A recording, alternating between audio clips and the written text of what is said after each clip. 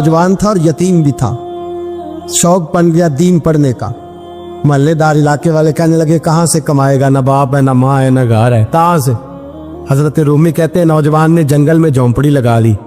वहां वो सुबह मदरसे जाता, शाम को जंगल में रहता, वहां अल्लाह अल्लाह करता, सबक याद करता। एक दिन बादशाह की बेटी रास्ता भूल गई, जंगल में आई सहेलियों के साथ, बॉडीगार्ड भी साथ थे पर रास्ता भूल गई। खोती खोती शाम हो गई, ऐसी खोई कि जब रात गहरी हो गई तो आके उस नौजवान के पास रुकी और चिल्लाने लगी। शेर के दहाड़ने की आवाज आती है, भेड़िए के बोलने की आवाज आती है। नौजवान अकेला, सहेलियां बिछड़ गई, गार्ड बिछड़ गए। कहने लगी मैं परेशान हूँ, मुझे जगह मिल जाएगी। नौजवान कहता मैंने शहजादी देखी और मुझे भी पता था कि घर एक ही है और आग को अंदर से दरवाजा भी बंद करना पड़ता है, जंगल जानवर भी आ जाते। कहते मेरी छोटी सी कुटिया में झोंपड़ी में वो आई, रो के कहने लगी सहारा कोई नहीं, अगर मैं पीछे निकलूंगी तो भेड़िए खा जाएगा। कहते मैंने उसे जगह दे दी। अकेली औरत, चिराग जल रहा है, सबक याद कर रहा हूँ। मेरे नबी पाक ने फरमाया जहां मर्द औरत अकेले हो तीसरा शैतान होता है। और शहजादी, वो बच्चा कहता है सबक याद करता रहा सारी रात। वो बच्ची को कहा सो जा, पर वो कहती है नींद मुझे भी कहाँ आई। ऐसे मौकों पर नींद, सारी रात सबक याद करता। थोड़ी थोड़ी देर के बाद चिराग जलता तो उस पर उंगली रखता, हाथ जलता तो पीछे खींचने, फिर दूसरी उंगली रखता, थोड़ी देर के बाद जलता तो खींचने, हाथ सारा जल गया। सुबह किरणें चमकी तो कहने लगा चल निकल जा, दौड़ जा, बस बड़ा सब्र का इम्तिहान हो गया, चली जा। शहजादी बाहर निकली, सिपाही ढूंढ रहे थे। बादशाह खुद जंगल में निकला हुआ था, मेरी बेटी मिल गई। बादशाह तन्हाई में जाके कहने लगा बेटा मैं दुनिया को बताऊंगा कि मेरी बेटी खोई नहीं थी, सिपाही साथ ही थे। ये बड़ा मुश्किल होता है, बेटी तो भूल के भी रात कहीं रह पड़े तो लोग जीने नहीं देते, तो बेटा मुश्किल हो जाएगा मेरे लिए। कहाँ थी? उसने कहा नेक नौजवान के पास। उसने कहा बेटा मैं तो तेरी बात मानूंगा पर दुनिया नहीं मानेगी। अगर उस नौजवान ने किसी को बता दिया कि तू उसके पास थी तो फिर लोग मेरा जीना मुहाल कर देंगे। बेटा मैं मर जाऊंगा, मेरी मजबूरी ये है कि वो कहीं राज ना उगल दे वो नौजवान, उसे कत्ल करना पड़ेगा। औरत ने मिन्नतें की, उस बेटी ने कहा मेरे मौसम को मारोगे, रोई। और वो कहने लगा मैं बादशाह, वो मेरा अपना वकार है, मैं उसको छोड़ नहीं सकता। गिरफ्तार कर लाए सिपाही। वक्त तय हो गया सजा का। अकेले कार कोठरी में रखा गया, जो उसके खास एतबार वाले थे उनकी ड्यूटी लगाई। बादशाह ने बुलाया, पहले बिलम आया। औरत कहने लगी, बेटी कहने लगी एक दफा तो बुलाओ ना, एक सवाल बस पर्दे में रह के पूछना है और फिर जो आपका जी चाहे, मेरे मौसम को मारना तो है, तो मर्जी आपकी। सामने खड़ा किया नौजवान, पर्दे के पीछे औरत खड़ी हो गई। बादशाह बीच बैठ गया। बीबी कहने लगी सारी रात बेदार मैं भी रही, सोया तू भी नहीं। वो जो तू चिराग के करीब हाथ लगा के जलाता था वो समझ नहीं आई। नौजवान रो पड़ा, कहने लगा क्या करूं, मैंने रसूलुल्लाह का दीन पढ़ा है, क्या करूं, मैंने हुजूर का दीन पढ़ा है। मैंने पढ़ा है कि जानी को सबसे नीचे दोज़ख के सबसे निचले दर्जे में जलाया जाए, उसे जहन्नमियों का पीप और रेशा पिलाया जाए, कंद खिलाया जाए। ये रवायतें पड़ी हुई थी। थोड़ी थोड़ी देर के बाद शैतान मुझे कहता था बदकारी कर ले। मैं अपना हाथ उसी वक्त जब शैतान मशवरा देता तो मैं आग पे करता। मैं कहता अगर ये बर्दाश्त हो गई तो वो भी हो जाएगी। जब हाथ जलता तो मैं समझ जाता नहीं तुझसे तो ये नहीं बर्दाश्त होती तो वो कैसे हो। फिर मुझे शैतान मशवरा देता कोई देख नहीं रहा, तू बुलाने नहीं गया, खुद आई। मैं दूसरी उंगली लगा देता। मैंने आग जलाया और मैं समझ गया जब छोटे से चिराग की इतनी सी शमा की आग नहीं बर्दाश्त होती तो दोज़ख कैसे बर्दाश्त होगी। कहता मैं बाज आया।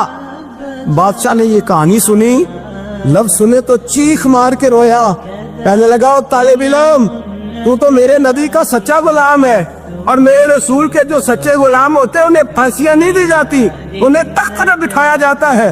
अब तुझे सजा नहीं होगी बल्कि मैं अपनी बेटी का निकाह तेरे साथ करूंगा और मेरे बाद इस सल्तनत का बादशाह भी तू ही बनेगा।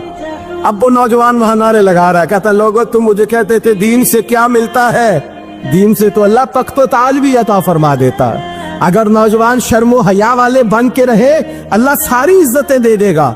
देखे ना अल्लाह के फजल से इज्जत मिलती है और जब कोई इज्जतदारों जैसा काम ही ना करे। एक बात और अर्ज करनी है पर वक्त थोड़ा रह गया।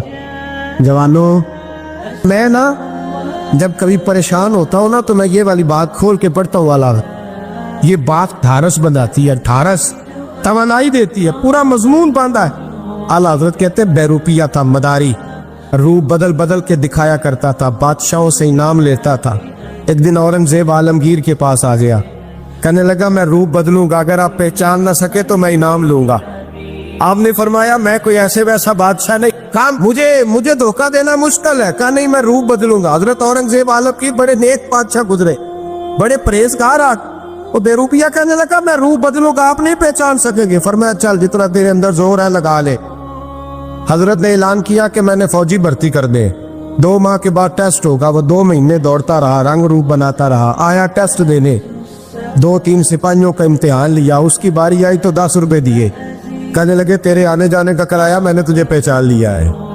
कुछ दिनों के बाद जाने लगे सफर पर, तो भिखारी आ गए खैरात मांगने, उसने भी सारे मुंह पर स्याही मार ली, कपड़े फाड़ लिए, सर के बाल मुंडा लिए, पगे तक कटा ली, बदरंग होके आया। कासा आगे किया तो हजरत ने 10 रुपए डाले, कहने लगे तेरे आने जाने का किराया मैंने पहचान लिया है। कुछ दिन गुजरे तो टीचर की जरूरत थी, उसने मुंह से बड़ी कर ली, दाढ़ी नकली लगा ली, सर पे जना कैप पहन ली, एक शेरवानी ले ली और हाथ में छड़ी पकड़ के आया। कहने लगा मैं उस्ताद हूँ, 2-4 बंदों का इम्तिहान लिया, उसकी बारी आई तो 5 रुपए दिए, 10 रुपए दिए, का तेरा किराया मैंने पहचान लिया। 2 साल गुजर गए, वो जब भी आता हजरत पहचान लेते। एक दिन सफर पे जा रहे थे, बहुत बड़ा लश्कर था, जिहाद करने जा रहे थे औरंगजेब आलमगीर, तो देखा एक पहाड़ी है, पहाड़ी पे लोग जा भी रहे हैं आ भी रहे। औरंगजेब आलमगीर पूछने लगे यहाँ क्या है? कहने लगे बाबा जी बैठे हैं दुआ करते हैं, अल्लाह के नेक बंदे हैं। औरंगजेब कहने लगे यार पुराने लोग सारे ही अल्लाह वालों को मानते, ये भी मुसीबत आई है जितनी नहीं आई है, सारे लोग ही मानते। कहने लगे जरा मैं दुआ ना कराऊं, बच्चे काम जा रहा हूँ। औरंगजेब बादशाह थे, बादशाह लोग नाजुक मिजाज होते हैं, घोड़े से उतरे, बड़ी मुश्किल से पहाड़ी पे चढ़े, ऊपर गए तो लाइन लगी है, बाबा जी गार में बैठे। कहने लगे मैंने मिलना, मैं औरंगजेब हूँ। उन्होंने कहा हमारा बाबा उस तरह का पीर नहीं कि अमीर आए तो रंग और हो, गरीब आए तो और हो, यहाँ अगर मिलना है तो लाइन में लग जाओ, सब एक जैसे। अब लाइन में खड़े हो गए, 50 आदमी आगे थे, कहते हैं 51वां नंबर था। थक गया धूप में खड़ा खड़ा, जब मैं पहुंचा गार के दाने तो मैंने बाबा जी के चेहरे पे नजर डाली तो बड़ा नूरानी चेहरा, बड़ी खूबसूरत लबो लहजा। मैंने कहा मेरे जैसा आदमी भी पगड़ी बांध ले तो अच्छा लगने लग जाता है, बड़ा खूबसूरत अंदाज। कहते हैं मैं उनके पास अत्ताहियात की हालत में बैठ गया। मैंने कहा हुजूर मैं जा रहा हूँ जिहाद करने, दुआ करना। बुजुर्गों ने हाथ उठाए, अल्लाह इसकी मदद फरमा, दीन को गलबा अता फरमा, इससे दीन का सच्चा पक्का सिपाही बना। फिर थपकी दी, 2-4 नसीहतें निकाल डाली, देखना जुल्म न करना, ज्यादती न करना, जब तू जीत खर न करना, गुरूर न करना, नसीहतें भी कर दी। कहते अब जब मैं उठा तो 2-4 दिनार बतौरे नजराना मुसल्ले के नीचे रखे, और उल्टे कदम जब मैं गार से उतरा उन्होंने रुमाल झाड़ा और उठ के खड़े हो गए। कहने लगे आज नहीं तूने पहचाना, आज नहीं तूने पहचाना, मेरा इनाम बनता है, आज नहीं पहचाना, ला पैसे। औरंगजेब कहने लगा यार तूने हद कर दी, कहाँ चढ़ा कहाँ खड़ा रहा, धूप में थक गया, कमाल कर दी भाई तूने। बता तू क्या लेगा, पुख्ते जल्दी बता, वो कितने लोग पीछे धूप में खड़े हैं, लश्कर सारा खड़ा है, क्या लेगा?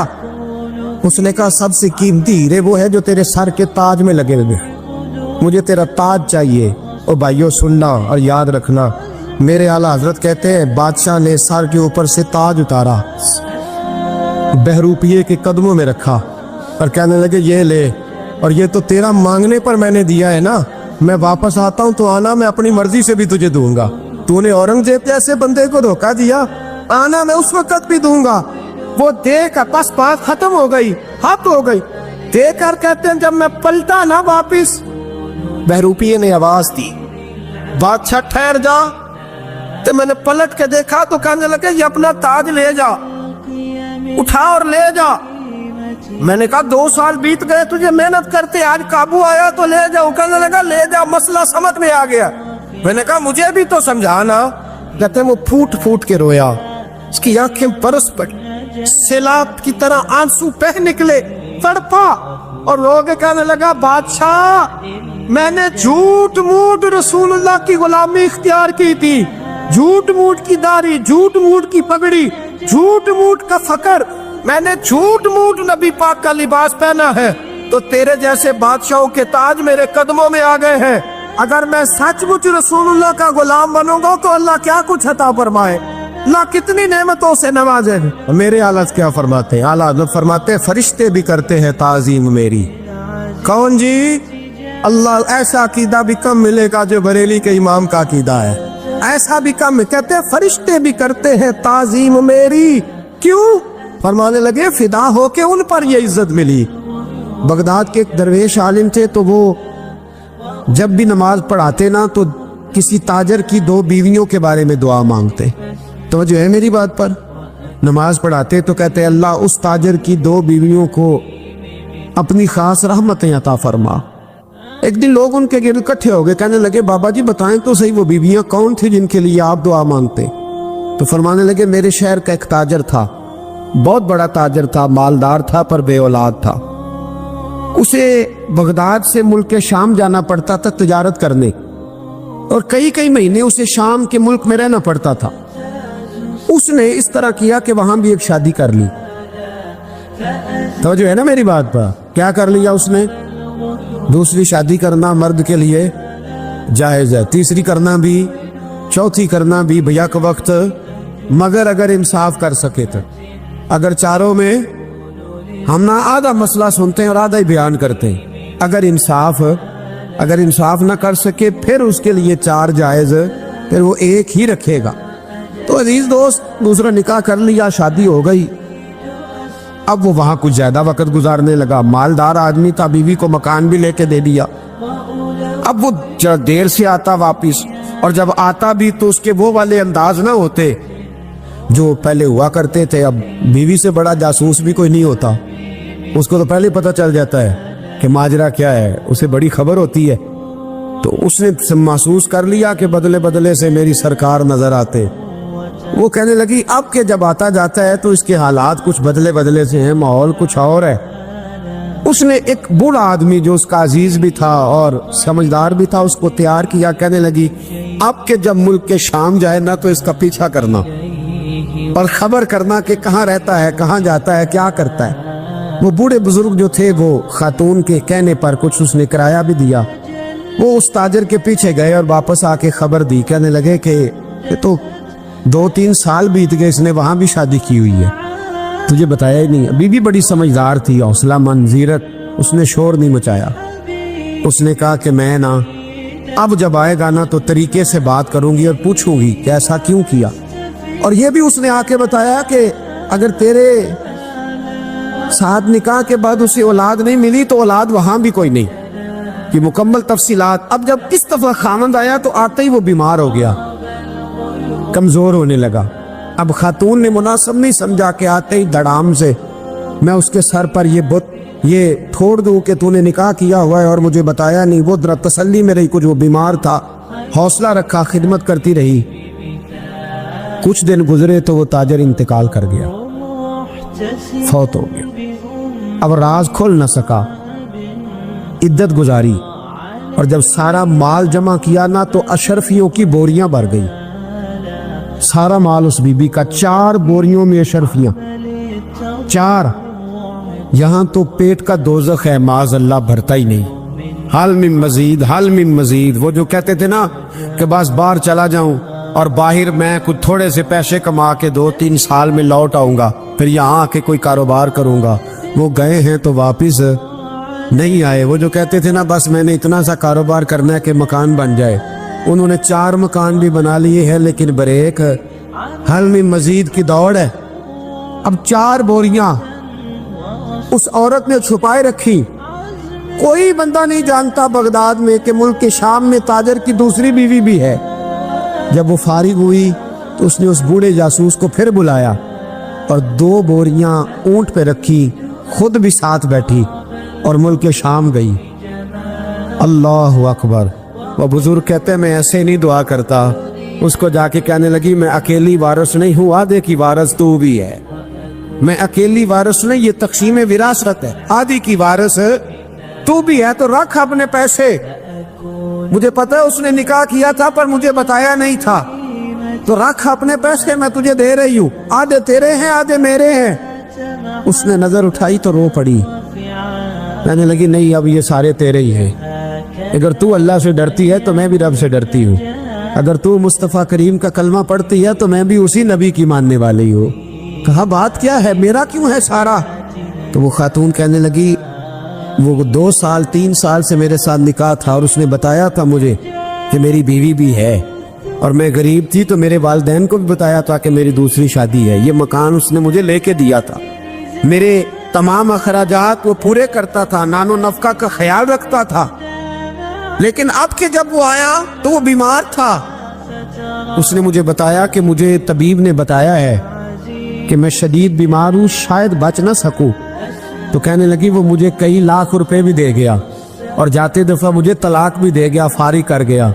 کہنے لگا تو جہاں چاہے میرے بعد نکاح کر سکتی ہے، اور کہنے لگا میں چاہتا تھا پہلی بیوی کو بتا دوں، موقع نہیں بنا، اور اس کا دل نہ ٹوٹے، بتا نہیں پایا، لہذا وہ مجھے ڈھیر سارے پیسے دے چکا ہے، سارا میرا حصہ مجھے پہلے سے دے چکا ہے۔ میری بہن اب یہ 4 بوریوں میں سے 2 میری نہیں بلکہ 4 کی 4 ہی تیری ہے، تو ہی اس کی حقدار ہے۔